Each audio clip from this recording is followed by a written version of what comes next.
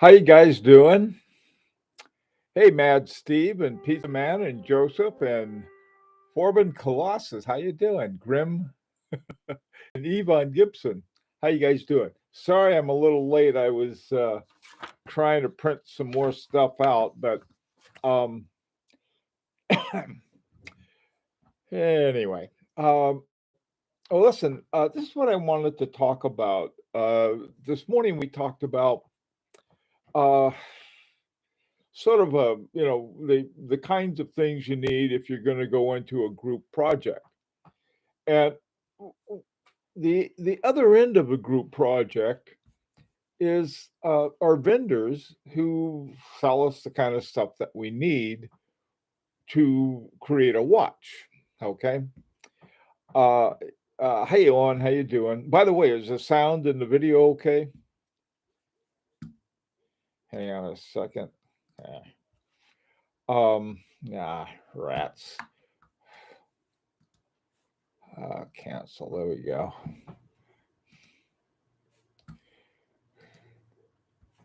Okay, we got everything squared away. All right.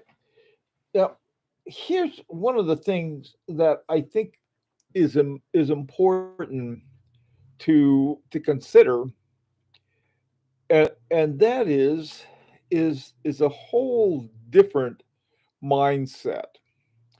All right, you take some of the ones that I talked to, organize your watch or something. I forgot what the name of it was, and then this other one, Beckler.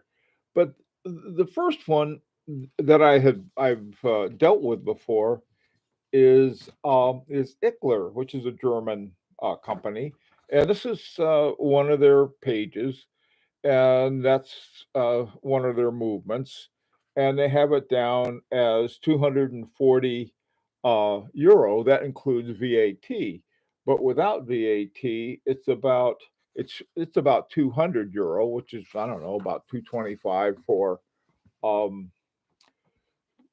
in dollars and Swiss francs and so forth.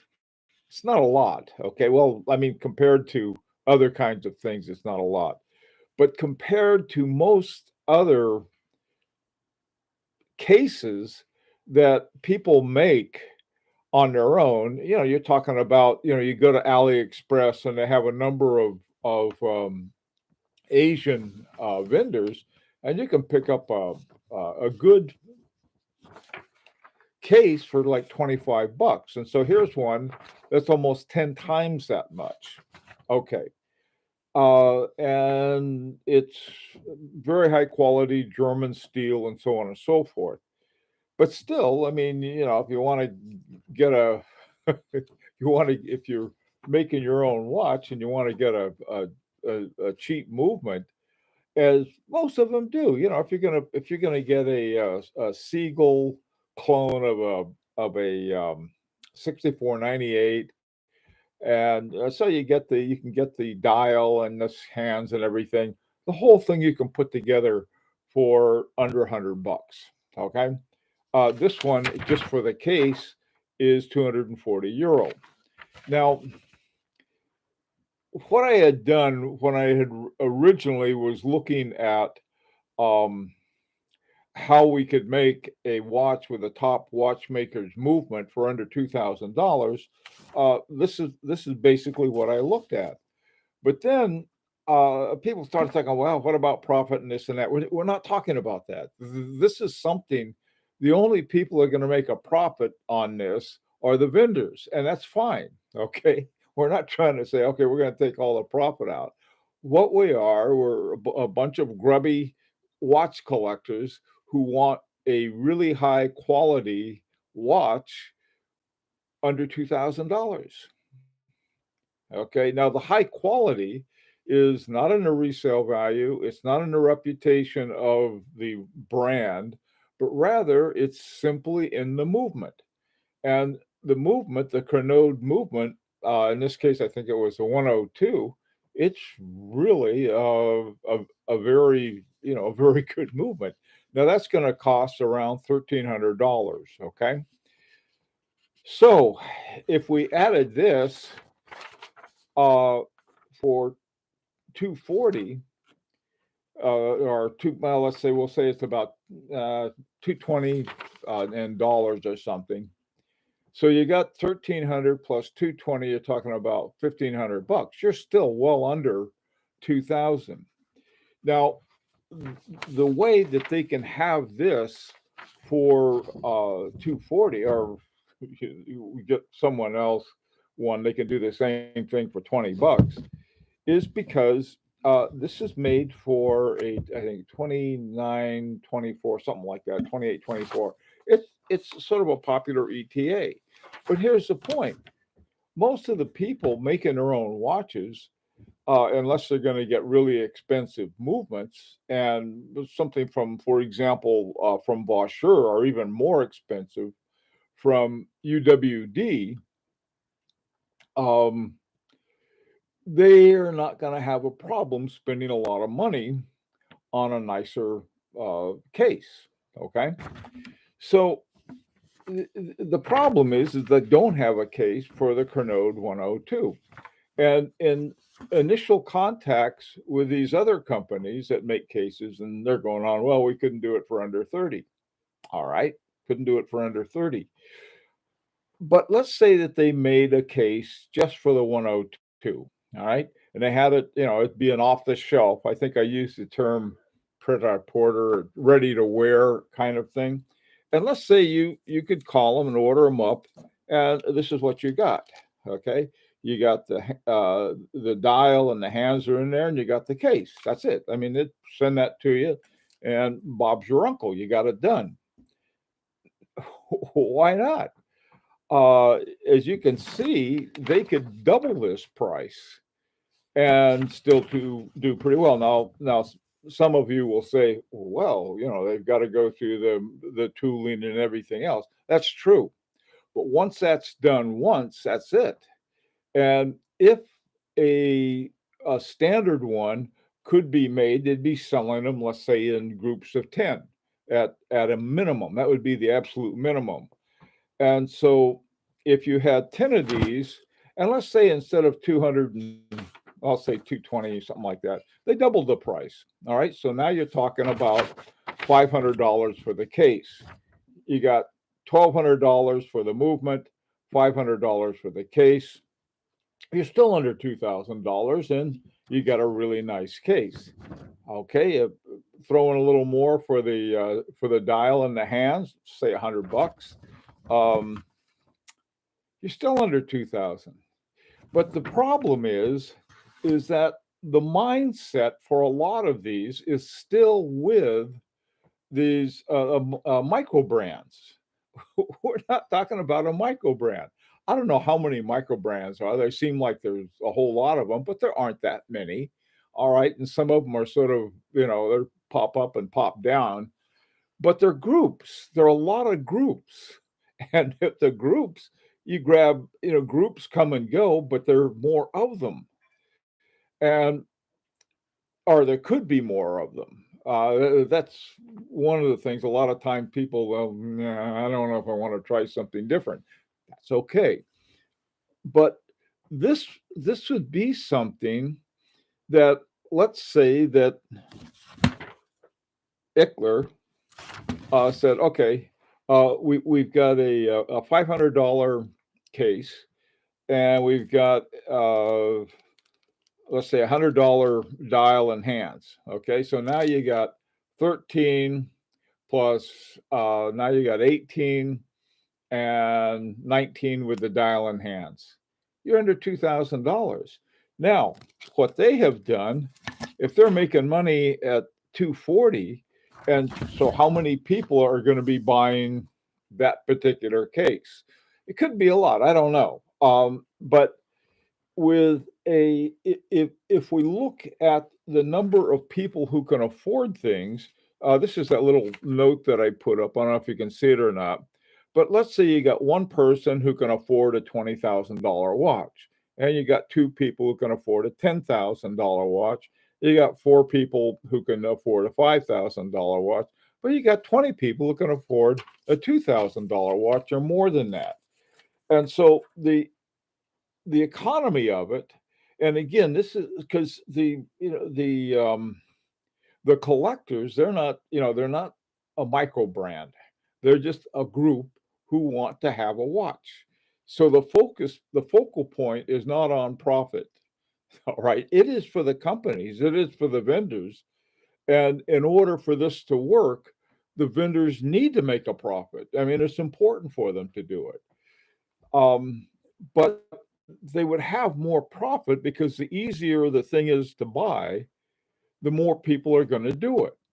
And if with a minimum of 10, that's not very many. I mean, you're getting 10 guys together or 10 collectors together, and then they say, okay, uh, here's this plus the Crenode movement 1900.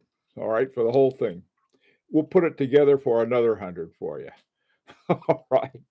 And it's a different kind of mindset and model because rather than looking at a large number of people over time, okay, group one, group two, group three, group four, and I don't know how many collectors there are just on this channel, and this is not, you know, uh, the channel for everybody. There are over 16,000 subscribers. And, you look at some of these other ones that have a huge number of subscribers. I don't know if they'd go for it or not. They, they tend to want something different. I don't know if they'd have any kind of adventurous kind of thing. Well, hey, we could do this and we could do that. Um, anyway, so that was sort of a different mindset that is usually the first guy that comes up with something like the pet rock, you know, they can do pretty well. And I said, well, okay, so in my mind, I'm saying it rather than thinking of making something that would be bespoke, so to speak, but rather think in terms of it as ready to wear that you could send this out and put it into a little package and you had it and then you don't just have this one micro brand or even a big brand who how many are they going to get?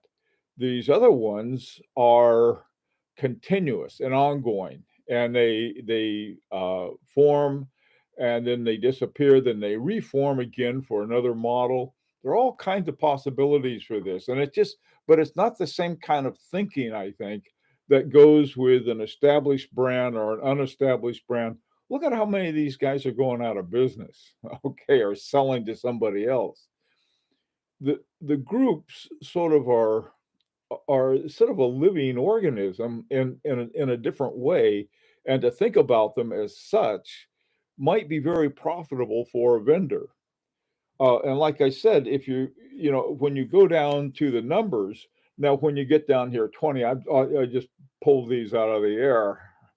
Let's say you have 20 and they're both kicking in 2,000. All right, that's 40,000.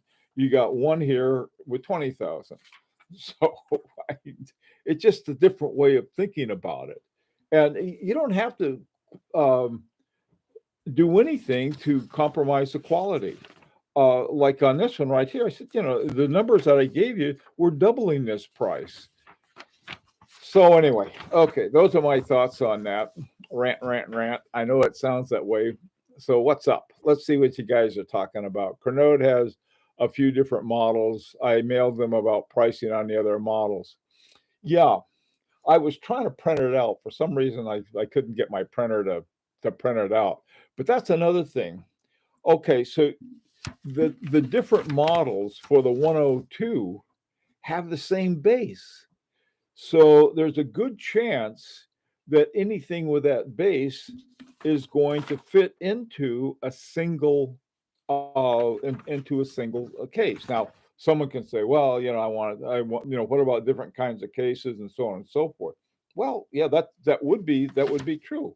You'd get, it's sort of for this price, we can give you this case. If you want something fancier, that's going to cost you a lot more money because we're going to have to go through the sort of sort of set up the milling and everything else that goes with it. All right, so let's see what you're talking about. Okay, wait, no, no more puns. Okay, hey Paul, hey Evan. Let's see who else is there. Uh, Hi, Owen. Mad Steve. The dial design could cost a lot as well. Hey, you think so?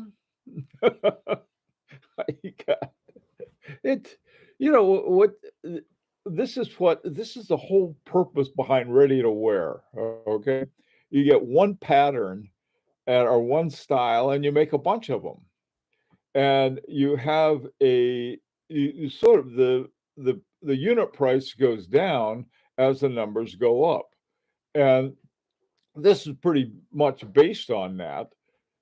Yes, it would be an investment. Okay, so what? All right, that's the way business works. Um, the types of dials, in fact, what I would recommend is sort of having like, I think the dials are they're they're not that expensive. Okay, with it, if you have a pattern set up and you have a type of dial, the right size dial with all the right holes for the everything from the cannon pinion to the sub dials to a date window, and you can have say, okay, here's what you can get. You can get it with this dial or some other one. Like for example, putting a having a choice of something like a Flieger, and then something else would be something more formal, sort of like something with Roman numerals and brigade hands, and then something that would be more sporty. There's the possibilities are a lot, but there's I earlier today I was told, well, it was sort of an interesting quote that a rancher gave me. He said that I think it was from Ford, when Ford was first making the assembly line. He said some people believe they can do something, and some people believe they can't, and they're both right. Okay, let's see what's going on. We need to find a case. This is the right opportunity. I want to buy 10 and sell the other nine. Yeah. Well, see, the point, what really I'm talking about now is not for, well, it is for us ultimately, but it's sort of a model for the seller. In fact, I'm going to be going on having a Zoom talk with someone on this next week, and I'm who is a vendor and was recommended by Jean-Francois Mojon. So there's a possibility of that, but there's this mindset. Well, if we do it this way, and we need X amount. Well, if you have 10, but it's not just 10 once, it's 10 once, twice, and so on and so forth, because there are more people who can afford those at that level. Whereas, so at 20,000 bucks, I mean, you gotta, you have first of all, people going to spend 20,000 bucks aren't going to, just go out and buy a component. They're going to go buy the whole watch. I'd like to see a finished watch sometime. Yeah. Yeah, there's a lot of stuff that, this is something that, you say, well, I'm going to wait until I see somebody do this. Okay. So wait. Let's see. Okay. Um, ah,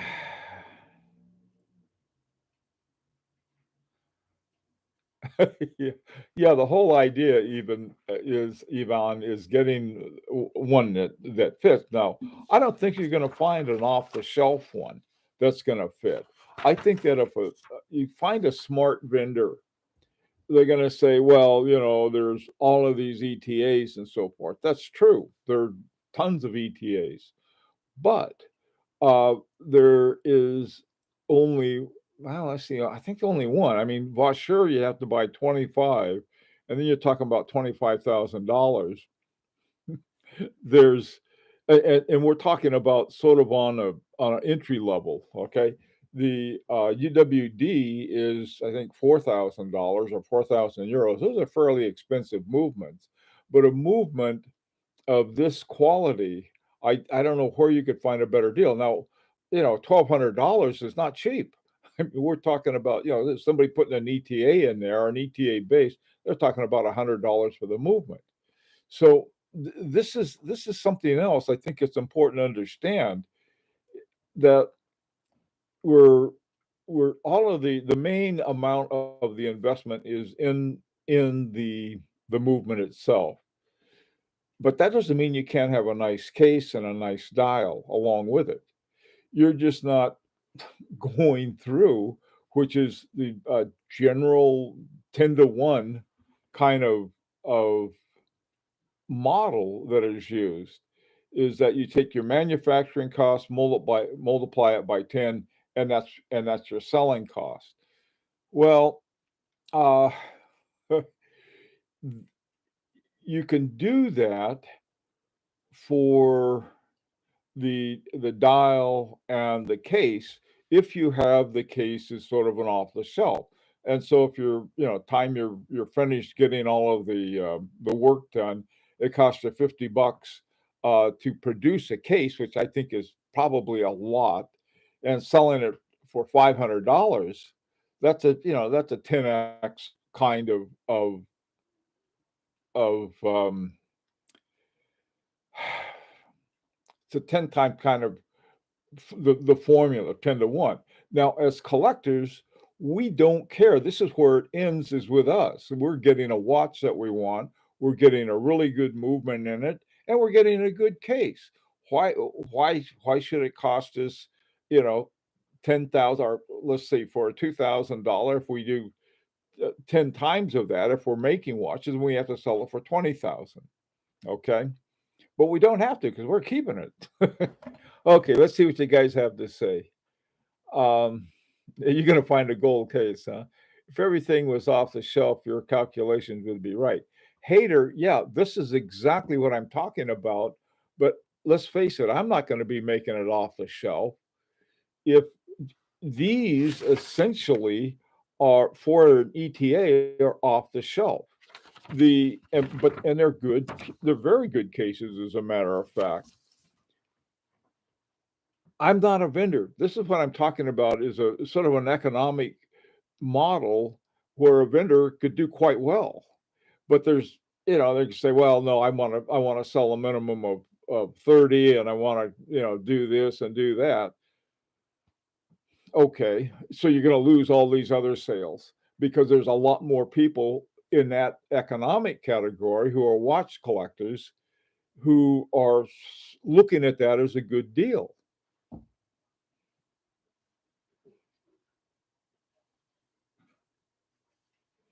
Oh, Neff, don't worry, you'll see it.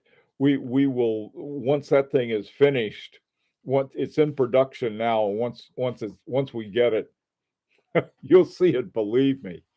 Mm. Hey, Mark. Okay, what happened to nothing's happened to the project. What happened is we're sort of in a part of it that things are going quite well.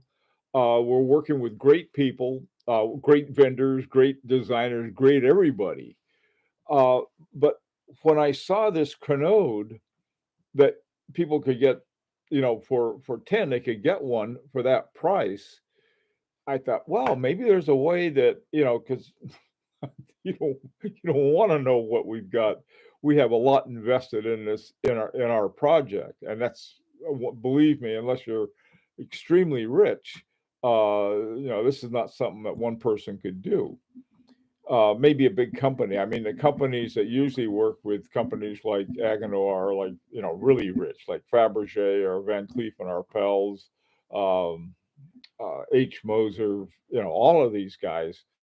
But we're sort I don't know how we were like, okay, here are these guys, here are these people who love horology, and you know, it's going incredibly well because we're dealing with incredible people.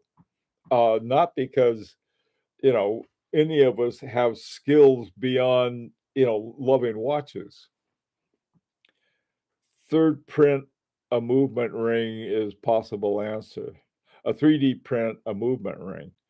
Stephen, I don't know. You may be right. Nothing happened to the project, by the way. Yeah, okay, let me see. Uh, how many hertz are those movements? Now that's sort of interesting. Boy, there are two of them.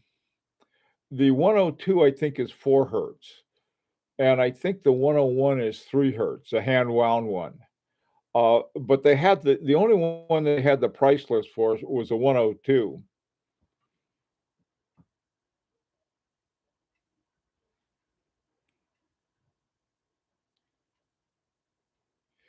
What did the retracted comment mean?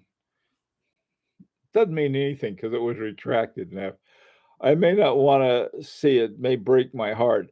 Would have loved to have gone in on it, but just couldn't at that time. That's understandable. This is the thing, Neff. This is one of the reasons that the one with the opportunity with one of the top watchmakers, you know, is such a cool thing. I may not want to see it. Yeah, we're supposed to keep it under our berets.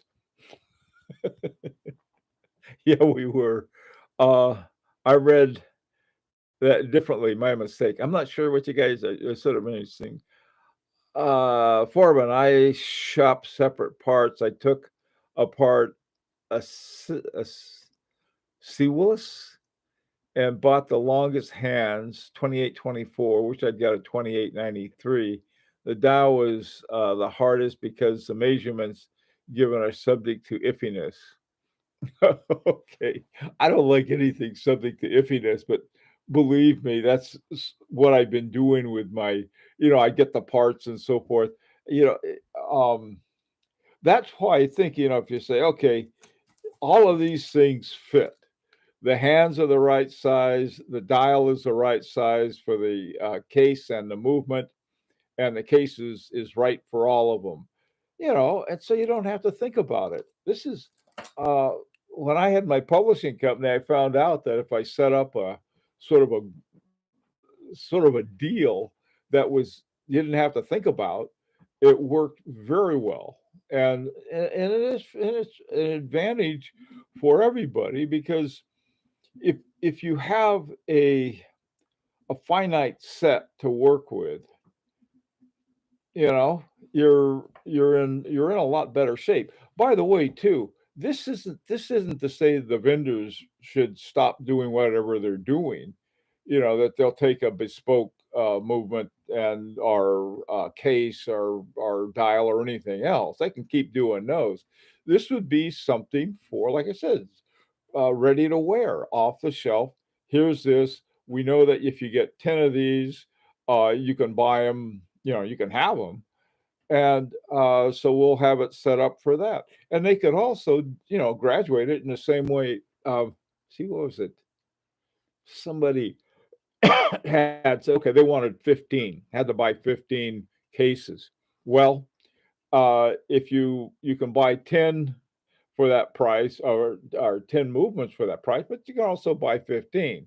They would still be like $1,300 a piece, but you can buy 15. And then the guy says, okay, I'll go along with the cases because I have 15. But I think I don't I don't necessarily think that's the most useful way to think about it, but rather you have something that groups can buy again and again. And so instead of selling something to some, poor schmucks who've got um $2,000, you've got a total of 40,000. All right. And I think that's a more useful way to think about it. But it is a change in the mindset, but this is also has has been, and we've all seen this, is that as more and more collectors become aware of high quality movements, they know the difference between, getting something that's based on an ETA or some other, you know, sort of run of the mill movement, as opposed to one made by a world class watchmaker. And So yeah, so this is something that is, but then we can't afford it. I mean, I can't afford to carry Root and Lana or I can't afford the watches I have now. I can't afford my FP Journe. I got it at a time when I got a good buy on. I can't afford that anymore. And so what I've been looking at is that, well, let's take a look at building. Okay, it's frying pan time. All right, the Canode 102 movement is small. It's 31 millimeters. That's not small.